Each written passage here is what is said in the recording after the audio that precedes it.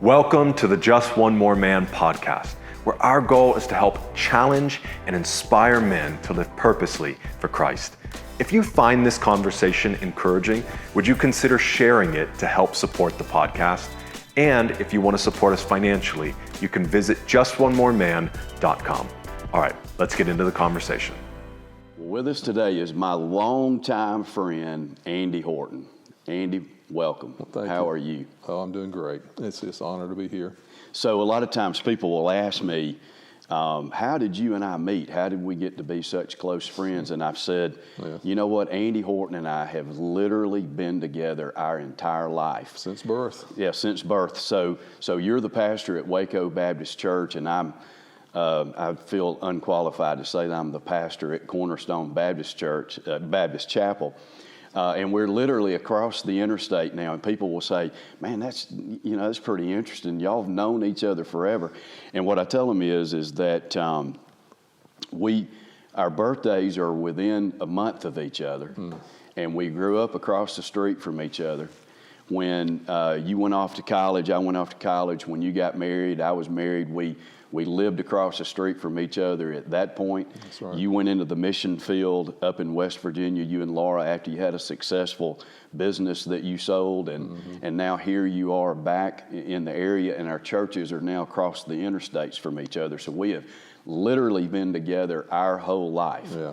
And people look at me like, it doesn't seem like it's that big a deal to them, but it is a huge deal to me. Yeah. And so this morning, I just wanted to hear, I know your story. I feel like I could tell your story, but I wanted people to be able to hear your story from your point of view. Yeah. So why don't you take it from there? Like, what was it like growing up across the street from somebody as superhero like me, growing up in my shadow? I'm kidding. Why don't you take it from there and just kind of tell us your story? Well, I was going to thank you for your humility until you made that last comment. Talking about being a pastor. No, I think you're a wonderful pastor. I hear wonderful and great things, what's taking place at Cornerstone Chapel. And I'm thrilled that it's just across the interstate, too. It goes back to our youth and our childhood, a lot of tremendous, wonderful memories that we built together. And a lot of those weren't so good, because I do remember the days when I would go and have a lot of fun with Dave and others in the neighborhood, but Dave always beat up on me. And so he wasn't that bully. I think he just saw that it was a great opportunity, because I didn't start growing until I was about 9 years old. And that's when the tables turned, Was that when you had a growth spurt? That's when I had my growth spurt, and you never grew. I haven't hit my growth spurt. That's right. You're still there. I've got a growth spurt coming. But no, seriously. But, just to go back, it was a wonderful neighborhood. We had wonderful moms. It was just a different culture in those days. Every mom in our neighborhood we considered our mom, and they helped raise us. And it was a time where, security wasn't even a concern. We left in the morning during the summer, and the only time we went back is when we heard the whistles. The street lights come on, or the whistles at Hubbard's, that's when it right. blew. We knew it was time to go home and eat. So that was just the days, it was a wonderful time. Let me interrupt you real quick. Speaking of parents would discipline other kids. Yeah. I was in this conversation last night. It was nothing in our neighborhood that if you were at someone else's house, their mother would wear you out. Oh, no doubt about it. If you did something wrong. And your mother, not only would she wear you out, she would send you to the woods to get your own switch. That's right. And if it didn't meet her standards, you went back. That's right. Oh, man, you didn't want to get in trouble at your mama's house. That's a fact. Well, any neighbor, that's right, just about anywhere. And discipline's so important, that was all part of raising us. And we turned out great, didn't we? We did well. Well, relatively speaking. Yeah, relatively speaking. But I'll go back and just give you a little testimony if that's what you're looking for. But, I grew up in a Christian home. My parents were very involved in church. And Dad was very involved in different aspects of the church, became a deacon. He led what we call the Royal Ambassadors during the day. It was just a discipleship group for young boys. And that was important. And Mom was the prayer warrior of the family. She's the one that really held us together with prayer. We did Bible study, and she helped initiate that, and Dad was involved. I had a brother who accepted the call of the ministry at a young age. I mean, I'm the baby of the family, and they're almost 10 years older than me, my oldest brother. So he was 8 years older than me. So I looked up to them and saw those examples. So what I'm saying is that the gospel was shared a lot. I heard it all the time, but it really just didn't sink into my heart. And, we were talking about that time when I began to grow and began to mature around age 9, age 10. And I began thinking about those kind of things, really what was my future going to be like? And I've read a lot of scripture since then, and I think about Ephesians, I think it's chapter 2, verse 1. It talks about living in sin, being part of the world, and it was past tense as Paul was writing to the church, but to me it was present tense for me. And I began to think, what's my future going to be like? And I was an introvert, as you know. I had really big, thick glasses. That really caused me to just withdraw. And really the only place I felt safe was with my friends, with you, and with other boys in the neighborhood, and then in my church. I felt safe in my church, but everywhere else I just withdrew. I didn't want to have those conversations. But we had a revival at First Baptist Church Bremen, and Henry Lincolnfelter and Dick Barrett led the revival. Yeah. It was really called a crusade, and they brought a youth team there.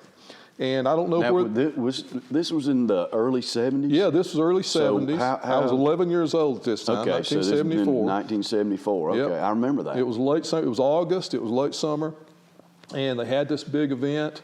And again, I've already heard the gospel. The seeds have been planted, but I never responded to it, never really thought about it until I got to an age where, I think the Lord began to work in my life. I began to mature. And so... a young man at this conference, or at this revival, came and showed me attention. And again, I was an introvert. I didn't. And he was on the youth team that came with Lincolnfelter? He was a youth team, and I'm not sure where he came from, but his name was Mike, and that's all I remember. But he showed me attention. He came down, and because during one of the invitations, I responded and said, and I told him, I said, I think God's working in my life, and I want to know what that really means. So he came to my house that evening. He said, can I come and just follow it with you? And I said, that'd be great. So he came that evening. He sat down. He went through the gospel again. He shared some other things. We connected in a great way. And then he left me some information. And he asked me, he said, are you ready to accept Christ?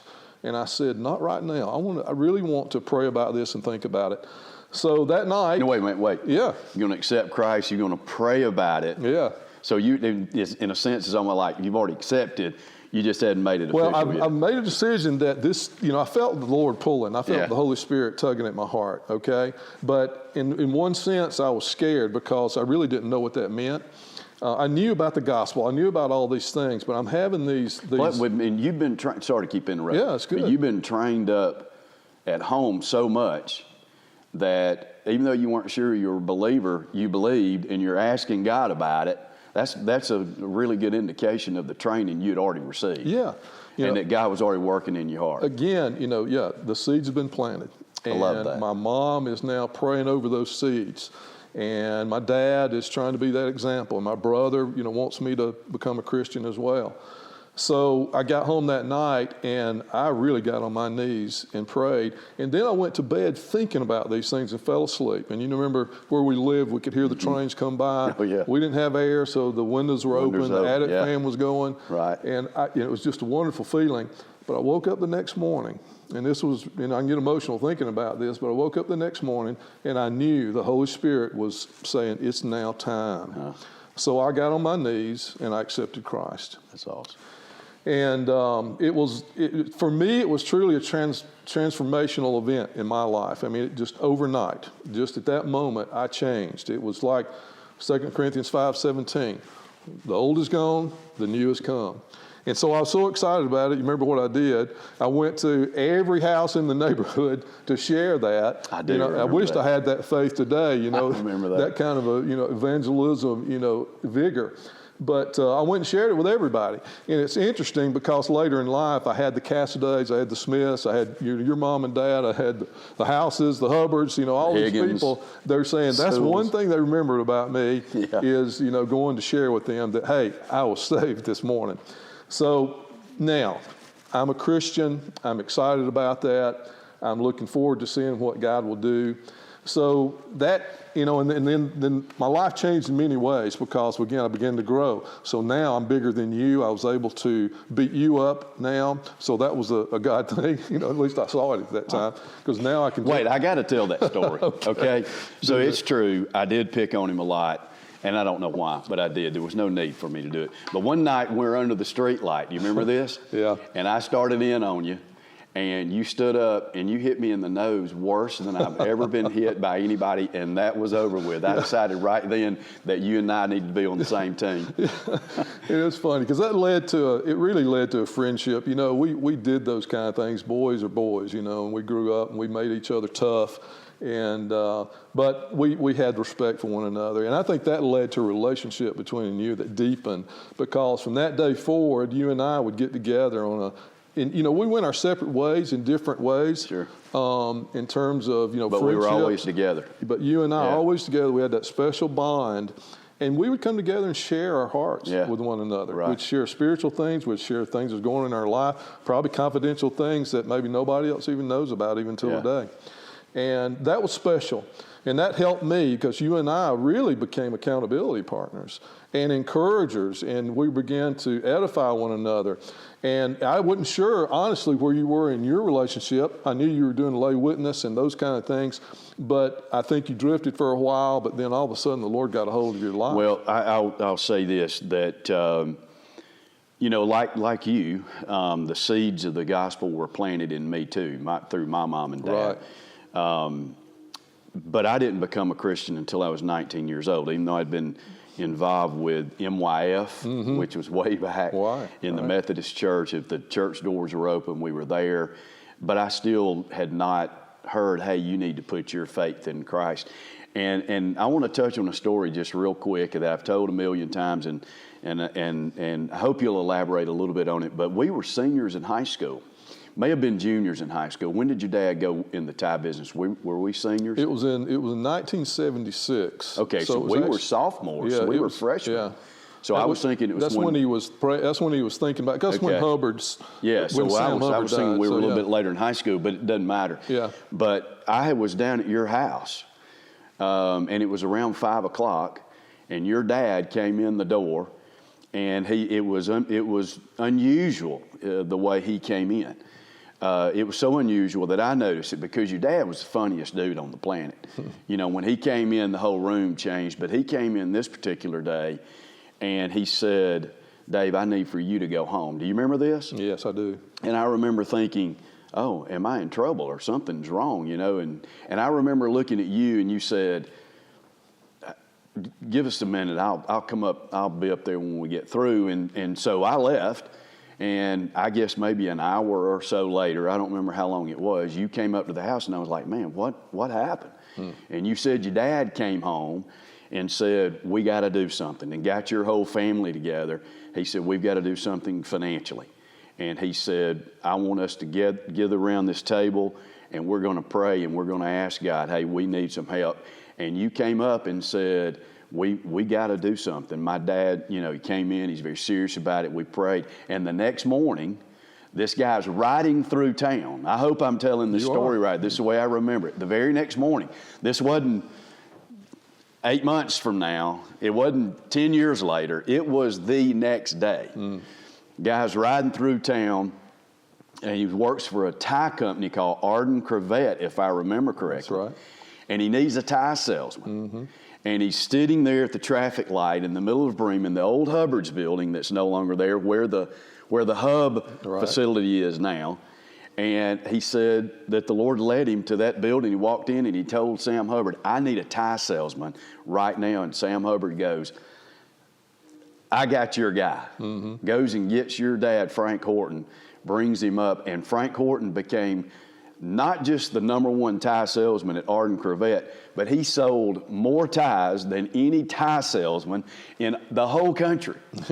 And it all came back from, I've never forgotten that we're sitting there and he said, we got to go ask the Lord what we're going to do. And that was before I became a Christian. I'm in high school.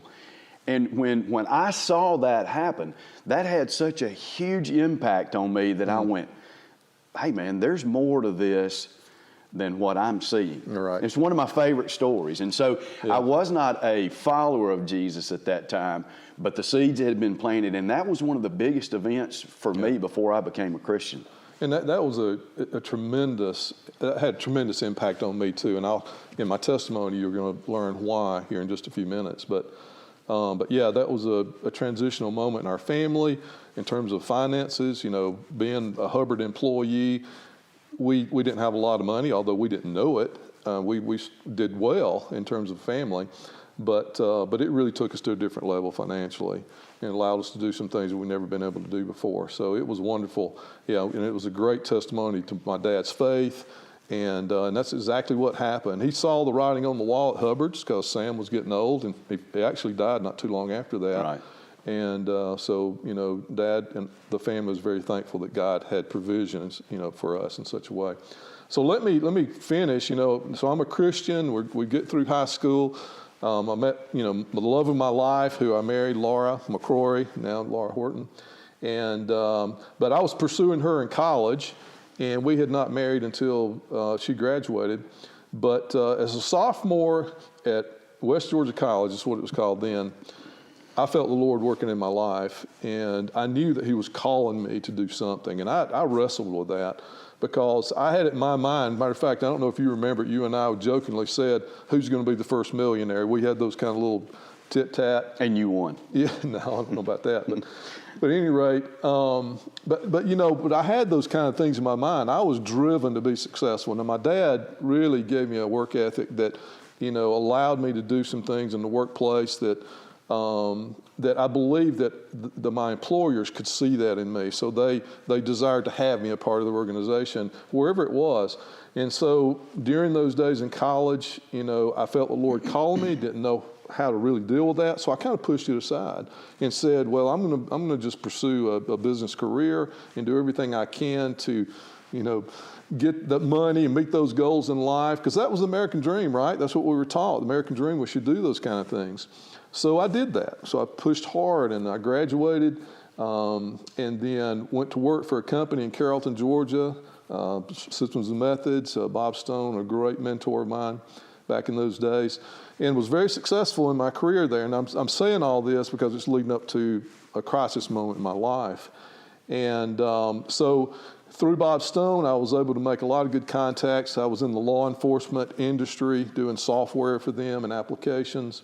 That connected me with a company in California, a company called Identix, and they actually recruited me out. And it was a really difficult moment in my life, but this is where I go back to what Dad did.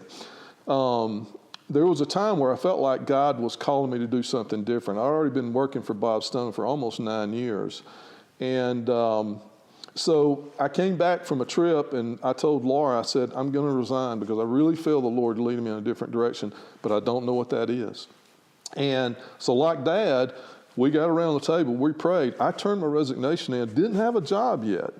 And I knew that, I had some skills that were somewhat marketable, but I knew that God wanted me to go in a different direction. Within a week, I got a call from a company out of California called Identix, and they hired me to be a technical salesman on the East Coast. And that was significant in terms of income for us as well, the Silicon Valley company. And that led to a tremendous growth and experience within the law enforcement world and connections, which eventually came back to Bob Stone at SMI because the division that I was running then, he was expanding in other areas. So he asked me, he says, I would love to sell this and I want you to have it, this division. So one thing led to another, we made a deal. And so that's how I started my company called Paragon Total Solutions. And it was a law enforcement applications company. Had that company, it was really successful for almost 8 years. And then, now this is where the big part of the testimony comes in. I sold it in 2003. Right at the end of 2003, everything kind of came through in 2004. It was a substantial sale, life-changing in terms of financial things, blessings. But God had put on my heart that you're doing this. I'm making you successful so that you can benefit other ministries with the resources I'm about to allow you to have, provide for you. So I had these resources, but I convinced myself that I needed to benefit from these rewards because I had worked very hard, long nights, long days, many, many years. So I go out and buy a coach. I go out and buy a boat. I go out and buy a lake lot. I do all these things. I take my children around the world. We go visit Europe. We go to California. We go all over the U.S. But then I made the excuse. I justified all this, said, well, I'll use my coach for taking kids on mission. I'll use my boat to do Bible studies at the lake lot. So I justified it. But really, deep down inside, materialism became a part of my life. And in that success, I was just, I wanted to flaunt it in a sense. Even though I was humble and I was still real involved in church, but deep down inside, there was that sin that was nagging at me. Well, God put me on my knees, and through several different events, and I won't go into all the details, but 2008, we had the recession, and I had commercial properties. It was a disaster. Yeah, it was a disaster. I mean, we talked about it in those days, but I had a lot of investments. I had commercial properties, and it tanked. All that just tanked. All my portfolio that I was lining up for my future retirement, and I'm just 43 years old now, and really semi-retired in a way, because at one point I was just managing my real estate, but all that tanked. And then my son had cancer, and it was embryonal carcinoma, testicular cancer. It was devastating. Right. We were self-insured. We had a family member that had my wife's father had some difficult times in his life that led to his death. And there was several other events.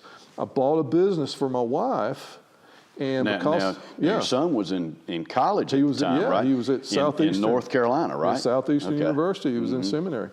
And so he had to drop out because it was devastating. He had chemo brain, all those things that come with that.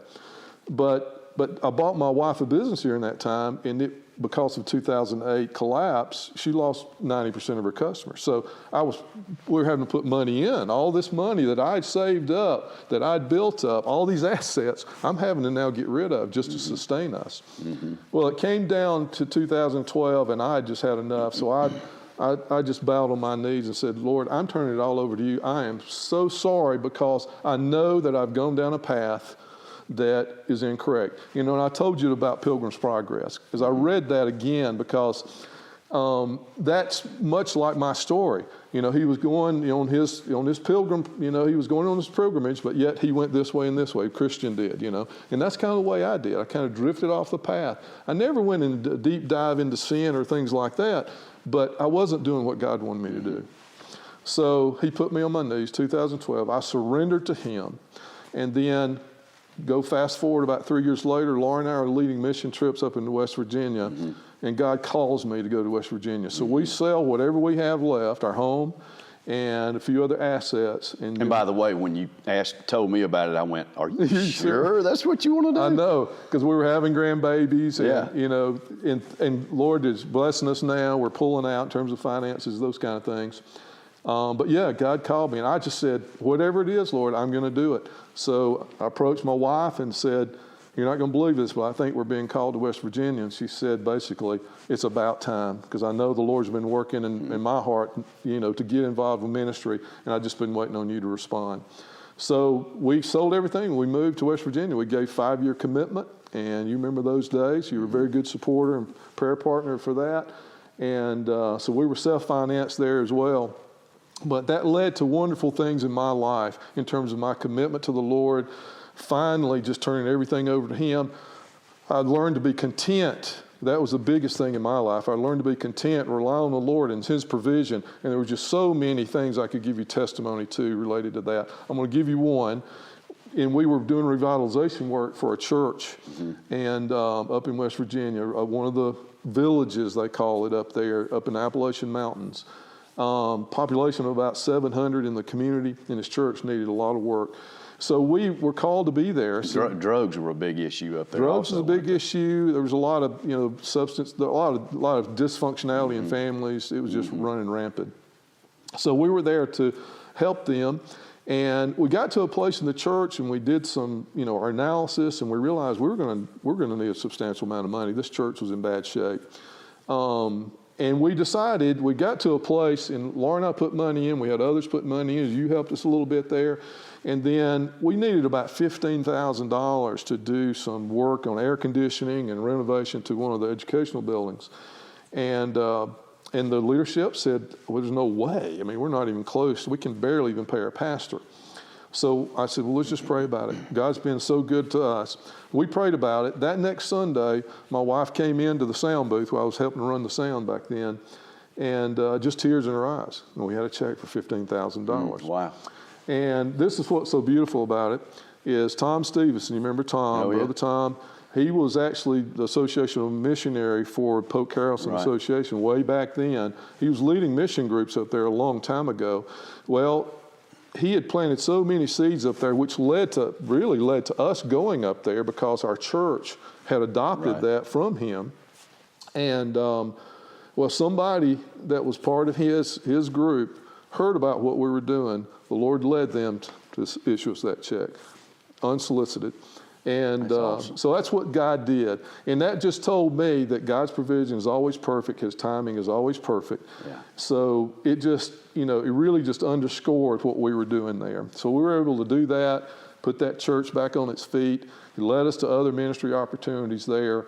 I've got my master's degree while I was up there. Now, you were also working at a school for wayward boys, right? Yeah, which Pretty is a rough whole other. Yeah. And this when you were doing your seminary at the same time, right? I finished it up while I was there. I became a math teacher. I taught Bible at this school. It's an incredible organization. They're one of the best in the country now. It's called Chestnut Mountain Ranch up in Morgantown, West Virginia. But they not only minister to the boys, but they also ministered to the families of the boys. And that's what the whole program was about. But it was a tremendous ministry. I'm still real involved with them. Steve Finn and his wife, Dawn, we love them, and we go up there just about every summer to help them. We're doing mission trips there, but that's a tremendous ministry. But that helped me also to kind of reshape my life and my commitment as I was moving down the road to serve the Lord. Now, eventually all this, 5 years came up, and we felt led to come back. We weren't sure where we were going to land, so we bought a fifth wheel, full-time living fifth wheel, and we said, well, we'll just transition back. That'll be our home to transition back. We ended up with my daughter's property for a little while, but the Lord led us to Waco Baptist Church, and so I'm so thrilled and just so pleased to be there. And it was a revitalization effort there. So all the things that God had prepared me to do, the leadership, in my master's program, all the revitalization, all the work that we did at the ranch, all that came together. And now I'm using that now at Waco Baptist Church, and that's where I am today.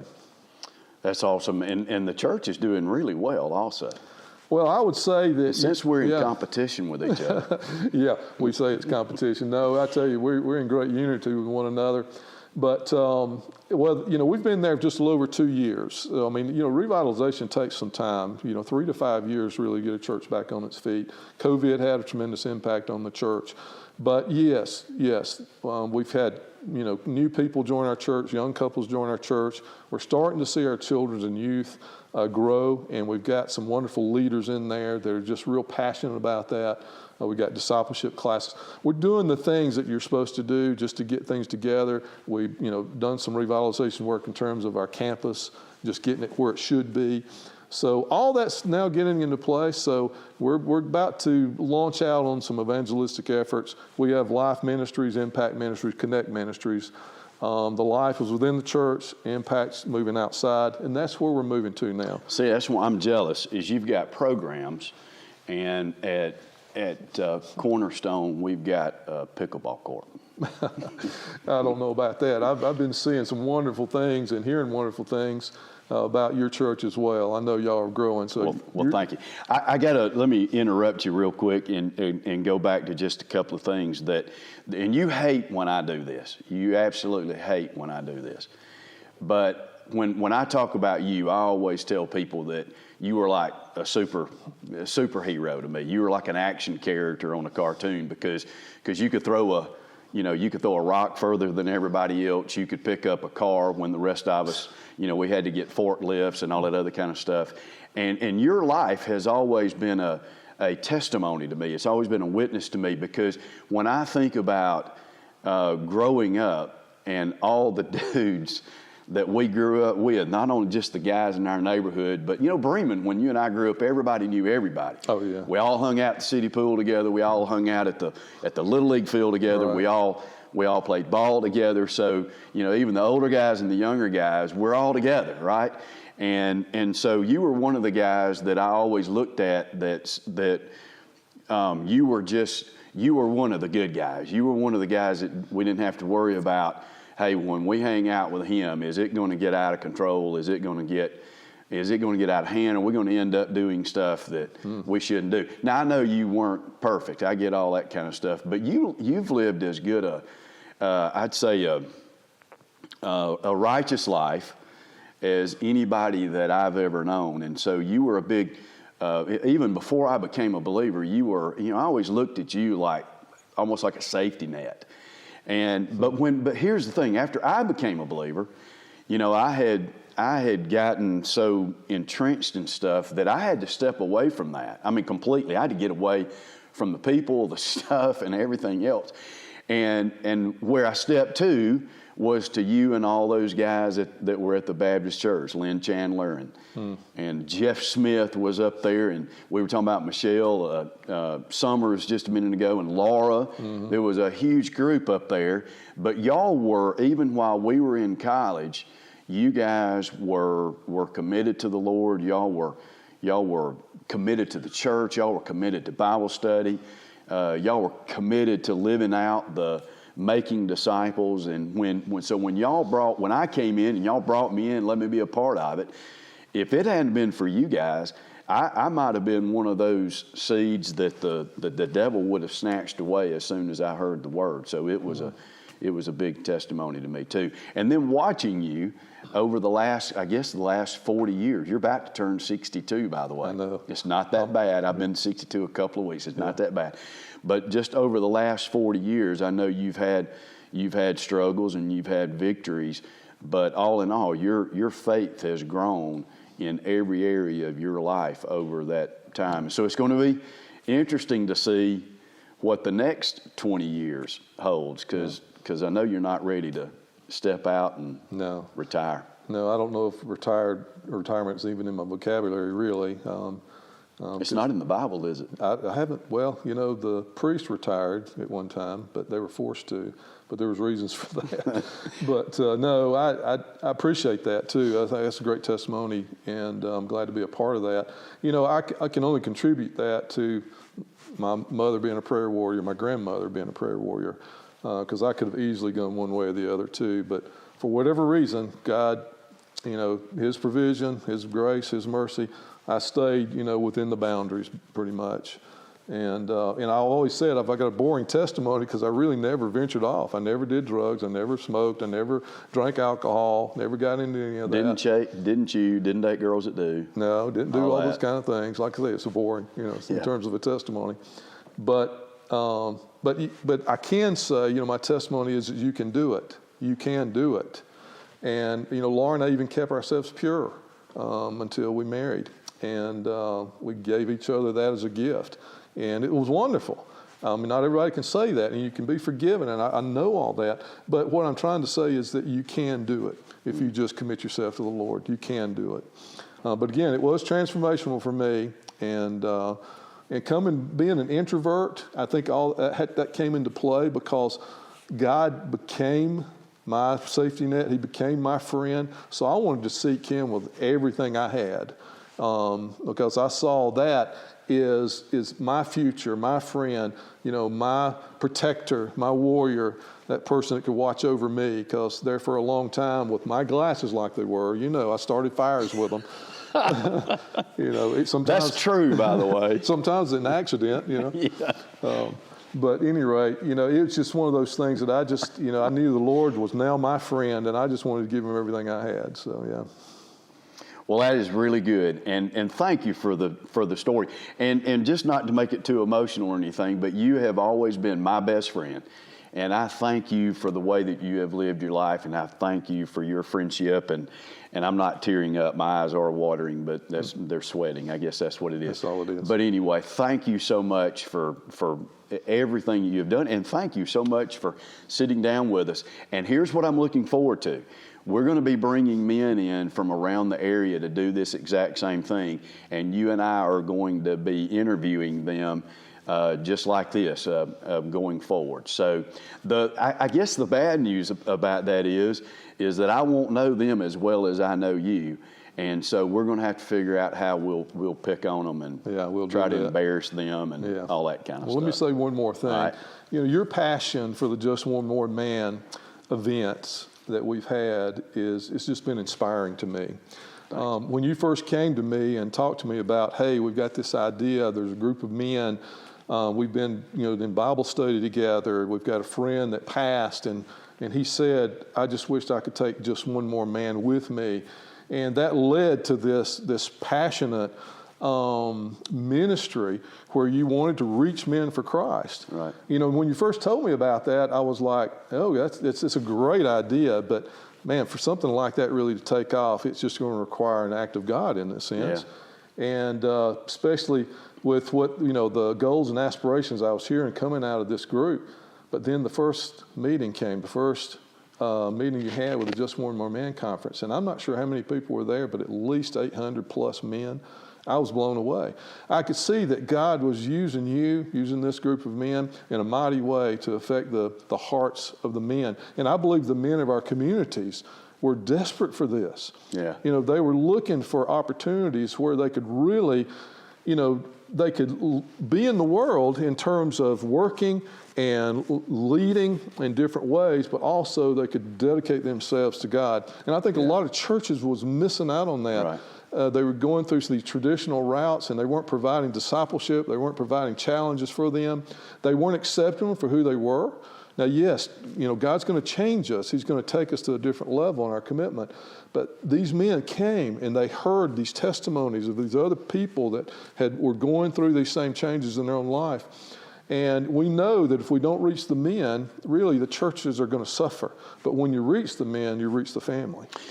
Yeah, and not to spend too much time on where the idea came from, but Rookville Road Baptist Church down in Carrollton for 20 years has been doing the Low Country Boil. Mm-hmm. They usually do it every February and every March, and the event is just huge. And they have to turn men away from this thing because it's so big. And so I had got invited to one that was, I think it was maybe 3 or 4 years ago, maybe 4 years ago, and Rick Burgess from the Rick and Bubba show that was out of Gaston that got so big, they had brought him in as the speaker, and he did a tremendous job that night. And maybe the gist of his whole talk was that we need to be going after men, that the church went after children and did a great job getting all the kids to come in. And the goal was, well, if we can get the kids, then the parents will come. And so they got the kids, but the parents didn't come. Mm. And so then the idea was, well, if we can get the children and then we can get the women to come, then we'll get everybody. And so they did all these women ministries, and women showed up in droves. And all the while, the guys were going, wait a minute. On Wednesday night for a couple of hours, and on Sunday morning for a couple of hours, you've got my children taken care of, and you got my wife taken care of. Man, I can go to the golf course. I can go fishing. I can go fishing. I can go hunting. This is perfect. Right. And the men didn't show up. All right. And so Burgess that night was saying that, listen, if you want to strategize, go after the men. And he brought in some stats that night. He said, if you get the children to come to church to hear the gospel, and they get involved, that I think the number, if these stats aren't exactly right, they're close, that if you get the children, that 8% of the time, you're going to get the rest of the family to come, 8% of the time. If you get the children and the women to come, then you're going to get 15% of the time, you're going to get the rest of the family. But if you get the man alone to come and you get him involved in church, he gets discipled, he gets active in the church, just the man himself, 93% of the time, the rest of the family is coming with him. That's right. So I was sitting there that night and I thought, oh my goodness, this is the key. This is what we're missing. And that's when I came back to you and came back to others and said, hey guys, we need to do this. And so that's where it took hold. And we just had our couple of, back in February, we try to do it the first Friday in February. And so we're a little bit about maybe a month and a half away since we have done that one. And we had a guy named David Pollock, who played football at the University of Georgia. A lot of people get he and I confused with David Pollock. I mean, I can't tell you how many times some people go, did you play football at Georgia? I go, man, I wouldn't play football at Georgia for anything. 5'6" playing football? I don't know about that. It's 5'8". Oh, 8. I mean, come on. You can't cheat me out of that. So anyway, David was there. We had 31 men that we counted that night. That came to Christ. You and a couple of others guys called me later on to say, hey, this guy got home and called me and gave his life to Christ. And so that's huge, is to get those guys to come to Christ. What I think is even bigger is the part that you've played, and that is getting these men put in churches that are in their area, because we need to get those guys discipled. It's like the parable where Jesus said the seed it gets sown and the enemy comes and steals that seed, and temptation comes and steals that seed, and the cares of the world come and steal that seed. And what we want to do, that seed has been planted, that commitment has been made. We want to get those guys actively involved in the local church, not Waco Baptist and Cornerstone. That's not what we're trying to do. That's right. But in the church that they got invited through, and they can disciple them and hopefully getting those men and then getting the rest of the family with the gospel. And that's biblical too. We see that examples throughout Scripture where when the men came to Christ, the whole family came. So that reminds me of the jailer in Philippi. That's right. What was the word he said? He said, what have I got to do to be saved? Because the earthquake hits and the cells are opening up, and Paul says, hey, man, don't worry, we're still here. And he goes, hey, what have I got to do to be saved? And it says they baptized him and his whole family. That's an awesome story. Yeah, so men desire this. I believe that we need to reach our men because they're looking for accountability. They're looking for a way to raise their families better. And just one more man, with the help of all the churches, has now made that possible in this one aspect. And it's just wonderful ministry, and I'm glad to be a part of it. Well, thank you. I'm glad we're doing it too. All right, man. Thank you so much for the time. Yeah. It's good to see you. I love you, buddy. You too. Love you, man. Thank you for joining us. We'll see you next time.